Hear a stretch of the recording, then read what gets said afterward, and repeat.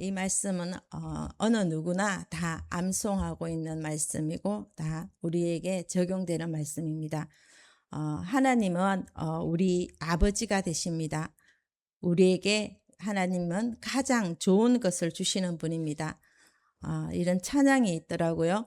나의 기도하는 것보다 더욱 응답하실 하나님, 나의 생각하는 것보다 더욱 이루시는 하나님. 어제는 이 찬양을 하루 종일 들었습니다. 이 찬양을 듣게 되면 우리들은 당연히 아멘 할 수밖에 없습니다. 왜냐하면 이것이 사실이기 때문입니다.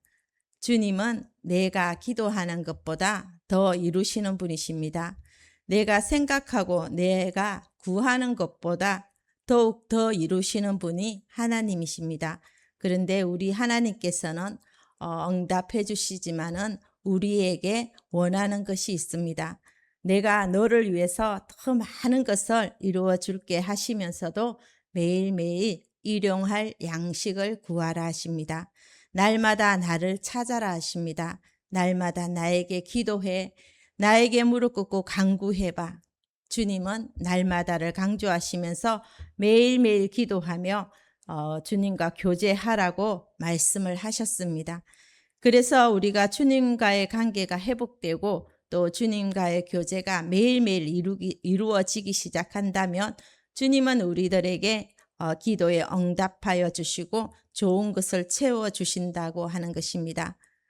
그런데 때때로 우리가 일용할 양식을 구하는데도 주님은 때로는 들어주시지 않으시고 응답하시지 않으실 때도 있다는 것입니다. 왜 이렇게 하시는지 이유가 있습니다. 하나님이 들어주시겠다는 약속을 잊어버리셨을까요? 하나님이 우리들이 너무 죄가 많기 때문에 너 회개했니? 너 그래? 또 죄 지었니? 내가 너를 버려야 되겠다. 버리셨기 때문일까요? 그런데 이것이 아니라고 하는 것입니다. 우리가 기도해도 주시지 않는 것은 우리에게 인내와 믿음이라고 하는 두 가지의 열매를 맺도록 우리들에게 그 응답을 지연시키는 것이라는 것입니다. 아브라함의 예를 들어봅니다. 아브라함이 75세가 되었을 때 하나님은 그에게 나타나셔서 참으로 엄청난 약속을 해주셨습니다. 창세기 11장 1절과 2절 말씀의 약속의 말씀입니다. 너는 너의 고향과 친척과 아버지의 집을 떠나 내가 내게 보여줄 땅으로 가라. 내가 너로 큰 민족을 이루고 내게 복을 주어 내 이름을 창대하게 하리니 너는 복이 될지라. 이 말씀은 엄청난 약속의 말씀입니다. 내가 너로 큰 민족을 이루어 주겠다. 한 사람으로부터 말미암아 민족이 태어난다는 것인데 어마어마한 약속입니다. 그런데 이 약속을 받고서 아브람과 사라는 아마 처음에 엄청 기도했을 것입니다. 기대하며 기도했을 것입니다. 하나님, 주의 약속이 수년 내에 이루어지게 해주십시오. 주님의 약속이 오늘 주의 종의 집에 이루어지게 하소서. 아마 막 간절한 마음으로 서로의 손을 붙잡고 이 말씀을 기억하며 기도했을 것입니다. 그런데 그렇게 수년 동안 기도했지만 응답은 수년째 이루어지질 않았습니다. 그 응답은 98세가 되었어도 이루어지지 않았습니다. 그래서 절망하고 있을 그 무렵 99세가 되었을 때 하나님은 그에게 다시 한번 나타나셔서 밤하늘의 하늘의 별들을 보여주셨습니다. 밤하늘의 별들을 보여주시면서 자 보아라, 저 별들을 셀 수 있느냐고 물으셨습니다. 아브라함의 대답입니다. 없습니다. 하나님께서는 너의 후손이 이렇게 될 것을 너는 믿느냐? 아마 처음 아브라함은 살짝 의심했을 것입니다. 왜냐하면 오래전부터 해주신 그 약속, 그 기도가 응답되지가 않았습니다. 그리고 현재 아브라함에게 한 명의 아들도 없는 것이었습니다. 그런데 주님은 너 이것을 믿느냐 하셨을 때 아브라함은 결국에는 그 주님 앞에 항복하고 예 믿습니다라고 고백했을 때 주님께서는 그것을 의로 여기시고 또한 하나님께서는 창세기 15장 7절에 말씀하셨습니다. 나는 이 땅을 내게 주어서 소유로 삼게 하려고 너를 갈대아인의 우르에서 이끌어낸 여호와니라. 바로 다음 해 100살이 되는 그 해에 아주 귀한 아들, 아브라함에게 약속하신 그런 아들을 낳게 되었다는 것입니다. 주님은 아브라함에게 거창한 약속을 하시고서 25년이 지나고 나서야 겨우 작은 열매 하나를 보여주셨다는 것입니다. 아브라함이 배워야 할 신앙의 덕목이 있었던 것입니다. 주님의 약속이 더딜지라도 끝까지 기다리는 인내가 필요했습니다. 주님의 약속이 반드시 이루어진다는 그 믿음, 어떠한 상황과 환경 속에서도 주님이 약속하셨으면 그것은 반드시 이루어진다라고 하는 그 믿음을 갖게 하기 위해서 주님은 그 응답을 지연시켰다는 것입니다. 마찬가지입니다. 믿음을 배우라는 것입니다. 인내를 배우라입니다. 나는 살아있고 너에게 응답할 충분한 능력을 가지고 있다는 것입니다. 이제 네가 문제가 아니고 네가 배워야 할 차례라는 것입니다. 주님은 우리에게도 말씀해 주십니다. 그래서 어떤 사람은 결혼한 지 10년이 지나지만 아이가 없습니다. 어떤 사람은 교회 다닌 지 20년, 30년이 그 이상이 지나지만은 거듭나지를 못합니다. 어떤 사람은 병에 걸렸는데 아무리 기도를 해도 앞으로 나아질 기미가 없습니다. 왜 주님께서 적극적으로 응답해 주시지 않는 것은 우리에게 인내와 믿음이라고 하는 이 신앙의 훈련이 필요합니다. 우리가 기도할 때 바로 응답받으면은 우리의 생각하기에는 기도하면 완전 자동 판매기처럼 여겨집니다. 기도하면 이루어지니까 바로 기도해야지. 그래서 기도를 그저 근성으로 하고 내 응답만을 위해서 바라보고 그렇게 기도합니다. 그때 주님이 없어지게 되는 것입니다. 그래서 주님은 간절히 기도하고 또 기도해서 마지막에는 주님 하나만 남게 하실 때까지, 주님 한 분만 남게 하실 때까지 기도를 하게 만드신다는 것입니다. 결국에는 우리 주님과의 관계를 회복시키시고 그에게 원하는 것을 그제서야 주신다는 거죠. 그러면 우리가 약속이 더딜 때 우리들은 어떤 태도를 가져야 될까요? 주님이 약속하셨어? 그러면 그냥 기다리면 돼. 그냥 넉넉하게 기다려야 된다고 생각할까요? 그러면 주님의 약속이 아무리 기도해도 이루어지지 않아 포기하고 절망해야지. 그러면 끝나야 됩니까? 아니라는 것입니다. 오늘 말씀에서 주님이 말씀하십니다. 7절 말씀입니다. 구하라 그리하면 너희에게 주실 것이요 찾으라 그리하면 찾아낼 것이요 문을 두드리라 그리하면 너희에게 열릴 것이니. 지금 이 명령이 현재 명령법으로 3가지가 나오고 있습니다. 구하고 찾고 두드리라는 것입니다. 그냥 구하라고 말하면 되지만은 구해 내가 줄게 이걸로 끝나면 되는데 거기서 끝나지 않고 끝까지 구하고 찾고 두드리라는 것입니다. 계속 명령을 하고 있습니다. 이것은 더 적극적으로 기도하라는 것입니다. 너 응답이 이루어지지 않았니? 더 적극적으로 기도하라는 것입니다. 응답이 계속 지연되고 있니? 더 적극적으로 나를 찾아봐 라고 합니다. 그리하면 내가 응답해 줄게. 주님은 더 적극적으로 찾는 사람들에게 기도의 응답을 베풀어 주실 것을 말씀해 주셨습니다.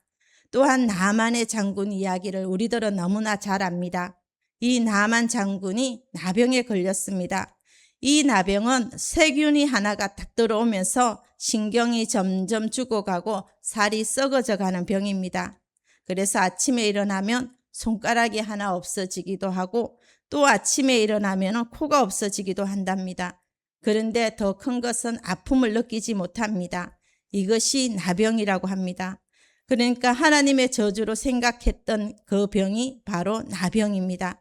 그런데 이 나만 장군이 바로 그 저주의 병에 걸려버렸습니다.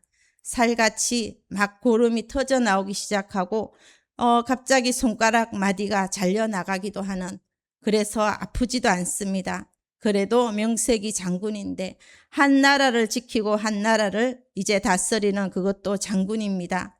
이제 이런 병에 걸리면은 아무 일도 할 수가 없습니다. 하지만 하나님께서 은혜를 주셔서 작은 여종을 통해서 이스라엘의 이 나병을 고칠 수 있다는 소문을 듣게 됩니다.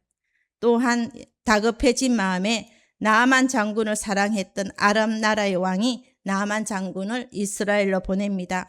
그곳에 선지자가 있으니까 그곳에 가고자 할 때 아람 왕이 또 이스라엘로 가도록 허락하자 나아만 장군은 많은 병사들과 화려함을 갖추고서 이스라엘을 찾아갑니다. 그래서 이 엘리사라고 하는 선지자에게 찾아왔지만 엘리사는 나와 보지도 않고 자기 하인을 시켜서 아주 간단한 대답으로 돌려보냅니다. 우리 주인님이 말씀하시는데 요단 강물에 들어가 7번 씻고 돌아가시랍니다. 나만 장군은 화가 났습니다. 왜냐? 이 나만 장군이 기도했던 응답이 아니었기 때문에 그렇습니다. 나만 장군이 기도했던 응답은 바로 이것이었습니다. 엘리사가 귀한 사람이 오니까 당장에 맨발로 달려나와 무릎 꿇고 환영해주고 그리고 자기의 그 병든 몸에다가 손을 얹고 흔들면서 기도해주는 바로 그 응답을 기대했던 것입니다. 그런데 그 기대와는 조금도 맞춰주지 않고 후색도 갖추지 않고 나아보지도 않으며 겨우 하인 하나를 시켜서 요단강에 7번 몸 담그고 돌아가시랍니다 라고 합니다. 이 말은 너무 성의 없는 대답 같습니다. 그래서 화가 나서 돌아가려고 하는 바로 그 순간에 하인들이 간청을 해서 겨우겨우 요단강 물 앞에 가게 됩니다. 거기에서 요단강 물 앞에서 옷을 벗고 이제 온갖 열꽃이 막 터지고 진물이 나고 떨어져 나간 그 수치스러운 몸을 요단강 물에 담그기 시작합니다. 그런데 아무 일도 일어나지 않습니다. 수치스러운 몸을 그대로 보여주면서 사람들 앞에 몸을 이제 요단강 물에 담그지만은 아무 일도 일어나지 않습니다. 한 번, 두 번 들어갔을 때에도 아무 일도 일어나지 않습니다. 3번, 4번, 5번, 6번 계속 들어가지만 조금도 나아질 기미는 보이지 않습니다. 하지만 마지막 7번째 들어가는 순간, 그 순간에 주님의 기적이 시작되었습니다. 터져버린 피부는 어린아이의 살같이 변화되기 시작했고 또 떨어져 나가는 손가락, 발가락 어느새 다시 재생되어 있는 모습을 보고 자신도 깜짝 놀랍니다. 그래서 자신의 회복된 모습을 보고 이제 그제서야 나아만이 고백을 합니다. 열왕기하 5장 12절 말씀입니다. 내가 이제 이스라엘 외에는 온 천하에 신이 없는 줄 아나이다 라고 고백합니다. 이방인이었던 나만 장군에게 참된 정말 진짜 믿음이 생겼습니다. 그런데 만약에 나만이 엘리사에게 직접 고침을 받았다면 어떻게 되었을까요? 그는 하나님을 바라보지 못하고 엘리사라고 하는 한 사람만 바라보고 있었을 겁니다. 또 이 나만 장군이 요단 강물에 들어가자마자 고침을 받았다면은 그는 하나님의 기적이 아니라 요단 강물이 효과가 있구나. 그래서 아마 요단 강물을 떠 가지고 갔을 것입니다. 그런데 하나님은 그의 기대와는 전혀 다른 응답을 하심으로써 또 그에게 즉각적인 응답을 하지 아니하시고 지연시킴으로써 결국에는 그의 마음속에 진짜 믿음이라고 하는 한 가지를 새겨 넣어 주셨다는 것입니다. 그래서 기도의 응답이 우리에게 즉각 이루어지지 않는 것 또한 하나님의 응답일 수 있습니다. 즉각 이루어지지 않았을 때 우리들은 더욱더 주님께 간절히 구하고 찾고 두드리게 되어 있다는 것입니다. 그렇게 찾고 구하고 두드리게 되면 응답이 먼저 오는 것이 아니라 우리 안에서 믿음과 인내라고 하는 열매가 자라나기 시작하고 그 믿음과 인내라고 하는 열매 위에 주님의 응답이라고 하는 기름 부음이 부어지기 때문입니다. 그래서 이 나만 장군의 이야기를 우리의 기도 생활에 한번 적용해 보았으면 좋겠습니다. 사람 바라보지 말고 정말 7번 끝까지 기도해야 되는 것이 바로 주님의 뜻이라는 것을 기억하면 좋겠습니다. 한 번 기도했는데 또 응답이 안 될 때 2번, 3번, 4번, 5번, 6번 기도했는데 응답이 되지 않을 때 사람을 바라보지 말고 그 환경을 바라보지 말고 끝까지 기도를 멈추지 말고 나가는 것입니다. 기도할 때 주님은 우리에게 응답하시고 이 믿음과 인내를 훈련시키실 것입니다. 주님은 우리의 기대와는 다르게 더 좋은 것을 주시기를 원하십니다. 처음에 그 찬양처럼 나의 기도하는 것보다 더욱 이루시는 하나님, 더 좋은 것을 주시기를 원하시는 것입니다. 그래서 오늘 말씀과 이 변형 본문이 나오는데 누가복음 11장입니다.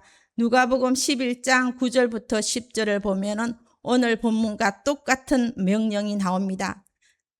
내가 또 너희에게 이르노니 구하라 그러면 너희에게 주실 것이요 찾으라 그러면 찾아낼 것이요 문을 두드리라 그러면 너희에게 열릴 것이니 구하는 이마다 받을 것이요 찾는 이는 찾아낼 것이요 두드리는 이에게는 열릴 것이니라. 이 명령이 똑같습니다.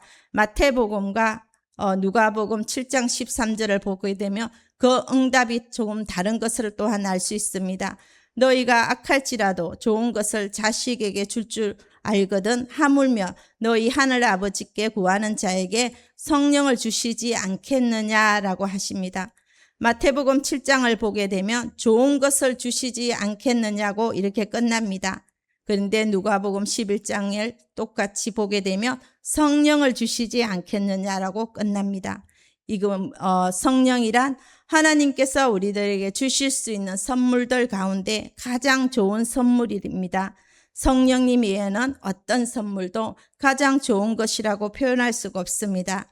왜냐하면 성령이 오시면 우리들은 진짜 회개할 수 있기 때문에 그렇습니다. 성령님이 오시면 우리들은 거듭날 수 있기 때문에 그렇습니다. 성령님이 오시면 우리들은 새 사람이 될 수 있기 때문에 그렇습니다. 그 결과는 우리는 주님의 자녀로 바로 등록이 되는 것입니다. 이 축복, 그래서 우리 모두는 성령을 구하기를 원합니다. 또한 구하되 더 간절히 구하면 그러면 우리에게 주실 것입니다. 말씀을 정리하겠습니다. 구하고 찾고 두드리면 우리에게 주신다고 약속해 주셨습니다. 그리고 우리가 반드시 구해야 될 것은 특별히 우리에게 성령을 구하는 시간이 되기를 바랍니다. 성령을 구하면 우리에게 가장 좋은 것을 주시는 주님께서 가장 좋은 선물이신 그 성령님을 주십니다. 그래서 오늘 더 우리가 하나님 앞에 적극적으로 기도하고 응답받아서 또한 성령을 받아 변화되는 삶의 그 기도가 되기를 원합니다.